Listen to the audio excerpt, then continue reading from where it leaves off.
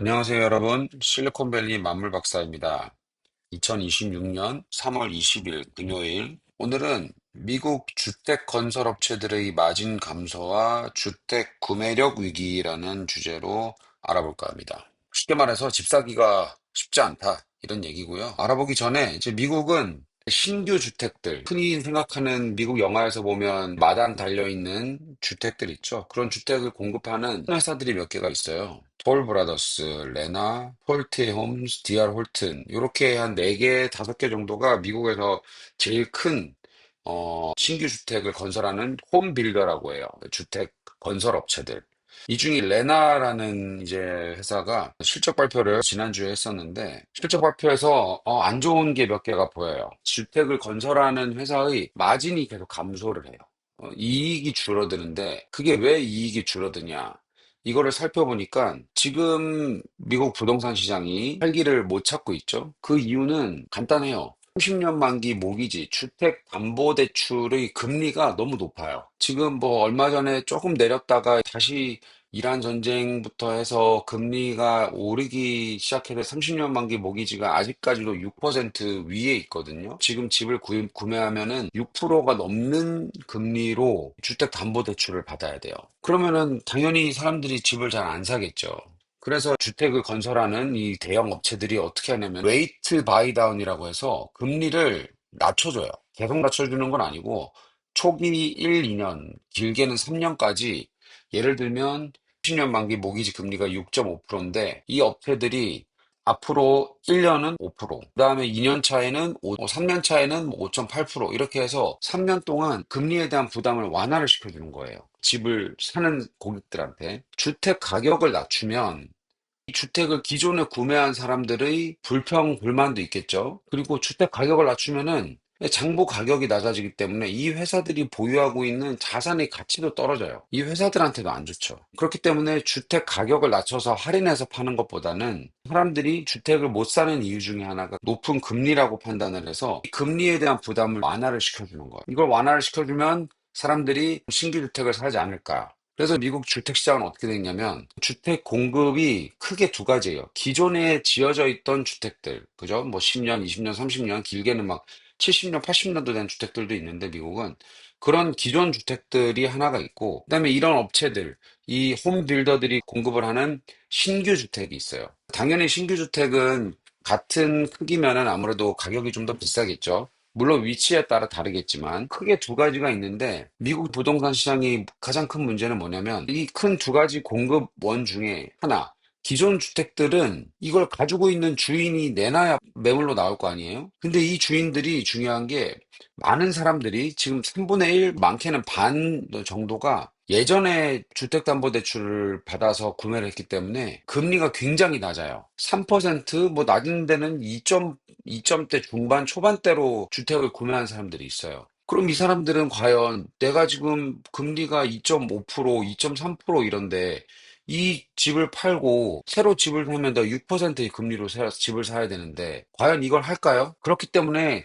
기존 주택 매물이 안 나오는 거예요. 이걸 락인, 이게 록인이라고 하죠. 잠긴 거예요, 매물이. 정말 불가피한 상황이 아니면은 2%대, 3%대 초반의 금리로 주택을 구매한 사람들은 기존 주택을 팔고 6%, 7%대의 금리로 집을 사기가 싫은 거예요. 왜냐면 이미 집값도 많이 오른 데다가 그 이미 많이 오른 집값에 대한 금리가 두 배가 넘잖아요. 2.5%, 3%라고 치면. 그러면은 이 구매자들이 매달 내야 될 돈이 엄청나게 늘어나는 거예요. 그렇기 때문에 이제 기존 주택 시장은 락인이 돼서 매물로 많이 안 나와요. 그러면 어떻게 해야 되냐? 이 업체들, 이 네 개, 다섯 개의 이 대형 업체들이 신규로 건설해주는 이 주택이 굉장히 큰 역할을 한단 말이에요. 그런데 이 주택들은 어떻게 돼 있냐? 지금 문제가 뭐냐면 일단 주택 가격도 비싸요. 당연히 비싸겠죠. 인플레이션이 있으니까. 거기다가 금리도 비싸죠. 금리가 비싸니까 사람들이 안 살려고 그러죠. 그래서 이 업체들은 금리를 낮춰주기 위해서 레이트 바이 다운이라는 제도를 이용해서 금리를 낮춰주는 거예요. 이제 그렇게 해서 팔다 보니까 마진이 감소하는 거죠. 마진이 감소를 하니까 어떻게 돼요? 회사의 전망이 안 좋은 거예요. 이 레나라는 회사뿐만이 아니에요. 뭐 폴티, 뭐 톨 브라더스, DR 홀튼도 다 마찬가지예요. 그렇기 때문에 지금 이 회사들의 마진을 갉아먹고 있다. 결국은 근본적인 이유는 뭐다? 금리가 높은 거예요. 그래서 지금 트럼프 대통령은 연준 파월 의장한테 계속 압력을 넣고 있는 거예요. 왜 그러냐? 이게 왜 중요하냐? 이게 미국에서는 지금 affordability crisis라고 구매력 위기라고 해요. 집이 너무 비싸니까 사람들이 집을 못 사는 거예요. 못 사면 어떻게 되죠? 계속 렌트로 살아야 되잖아요. 근데 렌트도 계속 올라요, 비용이. 그러니까 계속 악순환인 거예요. 집을 못 사서 렌트를 사는데 렌트를 살다가 가격이 오르니까 렌트도 계속 오르죠. 최근에는 조금 둔화되긴 했는데 정말 한 1, 2년 전만 하더라도 렌트비가 진짜 미친 듯이 올랐어요. 미친 듯이. 특히 이쪽 실리콘밸리 지역은 뭐 방 3개 있는 집 기준으로 한국 기준 평형으로 따지기에는 직접적으로 비교하기엔 그렇지만 여기는 베드룸 개수로 비교를 하거든요. 침실이 보통은 4인 가족 기준으로 못해도 침실 3개 정도는 돼야 되잖아요. 실리콘밸리 지역 기준으로 침실 3개 정도 있는 집을 렌트하려면은 4,000달러, 5,000달러는 들어요, 매달. 뭐 원화로 따지면 거의 뭐 600만 원, 550만 원, 600만 원 수준이죠. 이게 진짜 엄청나게 올랐다가 최근에 한 1년 정도는 그래도 상승폭이 좀 둔화되긴 했어요. 그렇기 때문에 구매력 위기에 대한 이슈가 조금 들어가긴 했는데 여전히 심해요.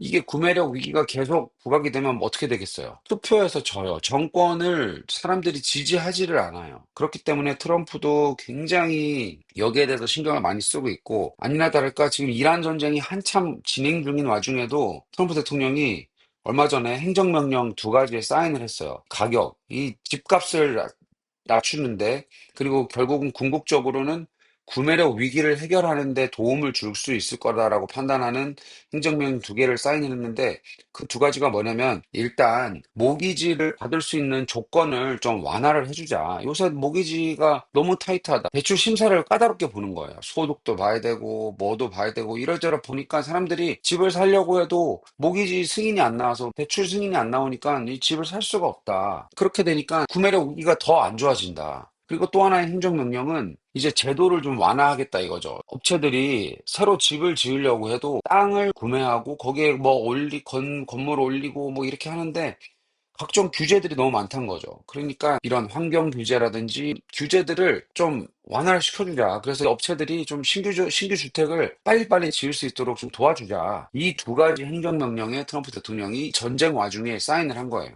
구매력 위기에 대한 위기감을 이 미국 정부도 지금 느끼고 있다라는 그런 의미로 받아들이면 될 것 같습니다. 이게 지난달 2월 달에 세인트루이스 연방에서 하나 발표한 게 있어요. 하우징 어포더빌리티. 그러니까 주택 구매력이 너무 안 좋으니까 The Lost Decades of Housing Affordability. 그러니까 지난 10년, 20년 동안 주택 구매력이 너무 안 좋아진 거예요. 이 정도로 이 연방은행에서도 계속 이 어필을 하고 있는 거예요. 여기 보시면 2020년부터 24년까지 주택 상승률을 보여주고 있거든요. 여기 보면은 400% 넘는 지역들이 있어요. 보시면은 플로리다, 여기 애리조나, 네바다, 캘리포니아 이런 데 있죠. 그다음에 이쪽 워싱턴, 시애틀이 있는데 여기 보시면 여기가 이제 라스베가스 있는 데거든요. 라스베가스 주변 지역. 그럼 여기 플로리다 따뜻한데 흔히들 썬벨트라고 하죠. 이쪽에 주택 가격이 엄청나게 올랐어요. 지금 이 정도로 주택 구매력에 대한 위기를 지금 미국 정부는 심각하게 받아들이고 있다. 이거를 해결하기 위해서 트럼프 대통령이 전쟁 중임에도 불구하고 2가지 행정명령에 사인을 했다. 그렇지만 여전히 이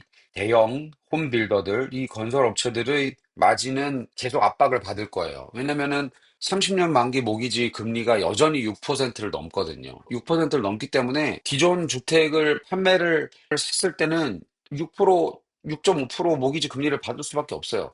그럴 바에는 차라리 새 집을 조금이라도 더 싼 값에 가격 자체가 싸진 않지만 금리에 대한 부담을 좀 덜 수 있는 이런 대형 업체들에서 사겠다 이거죠. 지금 주택을 구매하는 사람들은. 미국 정부 이런 노력이 앞으로 어떻게 될지는 모르겠어요. 여전히 금리는 높고 신규 주택들 업체들도 굉장히 난감한 상황이에요. 왜냐면은 트럼프 정부가 들어서고 나서 이민 정책이 바뀌었잖아요. 이민 정책을 타이트하게 가져가고 있어요. 주택 건설 업체들이 집을 지으려면 사람이 필요하잖아요. 근데 이 주택 건설하는 현장에서 일하는 노동자들이 이민 정책의 영향을 받아서 노동자들 공급이 원활하지가 않아요. 이게 한 가지 이유가 있고 또 하나는 관세를 때렸잖아요. 관세를 매기니까 뭐 멕시코, 캐나다 아니면 다른 미국 외에서 건설 자재들이 들어와야 되는데 이 건설 자재들이 가격마저도 상승했단 말이에요. 그러니까 원가는 계속 올라가죠. 주택을 건설하는데 계속 비용은 올라가는데 거기다가 금리까지 오르니까 주택의 원가는 계속 올라가서 업체들이 내놓는 주택의 가격은 계속 오르는 거예요. 그러니까 주택 구매력 위기가 더 심해지죠. 지금 백악관이랑 트럼프는 너무 난감한 입장일 거예요. 거기다가 구매력 위기가 계속 진행되는데 이란 전쟁으로 인해서 유가도 오르죠. 그러면 이제 인플레이션 위기가 되죠. 그러면 연준은 금리를 내릴 수가 없어요. 금리를 내릴 만한 여력이 마땅치가 않단 말이에요. 이렇게 되면 구매력 위기는 앞으로도 계속 이어질 가능성이 굉장히 높다라고 생각이 됩니다. 요 네 개 업체들이 다 증시에 상장이 돼 있는데 계속 실적 발표를 할 거예요. 그런데 앞으로 마진이 줄어드는 흐름, 트렌드가 이어지는지 확인을 해야 될 것 같고요. 구매력 위기는 쉽게 해결되지 않습니다. 금리가 낮아져야지만 기존 주택들에 대한 매물도 나오고 건설 업체들, 홈 빌더들이 레이트 바이다운을 통한 고객을 유인하는 정책들도 조금 없어지면서 마진이 좀 개선이 될 건데 지금 단기간에 금리가 낮아진다라는 사인은 전혀 나오지 않고 있어요. 30년 만기 모기지 금리가 연동이 되는 미국 10년 만기 국채 이자를 보면요. 지금 4%에서 계속 왔다 갔다 하면서 안 내려오고 있거든요. 그렇기 때문에 당분간 신규 주택 건설 업체들의 마진은 안 좋아질 가능성이 높다. 단기간 내 개선되긴 힘들어 보인다. 라는 게 제 생각입니다. 이와 더불어 주택 구매력 위기, 이 단어는 앞으로도 굉장히 많이 나올 거예요. Affordability Crisis라는 단어는 앞으로도 굉장히 많이 나올 거고, 미국도 주택 구매를 할 수가 없는 상황이 계속 이어지고 있기 때문에 이게 지금 굉장히 큰 사회 문제가 되고 있어요. 생애 첫 주택을 구매하는 사람들의 나이 또한 계속 올라가고 있어요. 나이가 올라간다는 얘기는 그만큼 더 오랜 기간 동안 돈을 모아야지만 집을 살 수 있다는 얘기거든요. 그리고 여러 가지로 지금 문제들이 있기 때문에 이 모든 게 다 지금 정치와 연결이 되는 거예요. 이 중간 선거에서 이런 것들을 해결하지 못하면 11월 중간 선거에서 공화당이 상원, 하원을 다 잃을 가능성이 점점 높아지는 거죠. 그래서 지금 3월인데 11월 전까지 공화당, 백악관 트럼프 쪽에서 주택 구매력 위기를 해결할 수 있는 정책이 굉장히 많이 나와야 된다고 저는 생각을 합니다. 그게 나오기 전까지는 주택 구매력 위기는 이어질 거라고 저는 개인적으로 생각을 합니다. 오늘 마무리 사진은 이거를 제가 보여드릴게요. 제가 주변을 돌아다니면서 오픈하우스도 많이 다니거든요. 그러면 이렇게 팔린, 여기 보시면 솔드라고 보이죠? 이 집을 제가 찍은 이유는 나온 지 얼마 되지도 않았는데 금방 팔렸어요. 그래서 사람들이 많이 보러 오니까 아예 솔드라고 붙여놓고 밑에 Do Not Disturb라고 해놨죠. 집 보러 오지 말라 이거예요. 팔렸으니까. 이런 집들도 많아요. 그래서 주변은 Affordability Crisis라고 얘기하지만 이 실리콘밸리 지역은 말씀드렸다시피 고소득자들이 많기 때문에 금방금방 팔립니다. 이런 집 같은 경우에는 촬영을 했을 당시에 오픈하우스이기 때문에 이렇게 해놓은 상태고 이런 집들이에요. 다 이 전형적인 미국 주택이고 이런 집들을 주말에 오픈하우스 많이 돌아다니면 사람들도 많이 보러 와요. 많이 보러 오기 때문에 오퍼더빌리티 크라이시스가 있지만 실리콘밸리 지역은 고소득자들이 많기 때문에 부동산 시장이 미국의 다른 지역들보다는 무난하게 유지되고 있다. 그 정도로 알고 계시면 될 것 같습니다. 네, 오늘 영상은 이쯤에서 마치도록 하겠습니다. 시청해주셔서 감사합니다. 실리콘밸리의 만물 박사였습니다.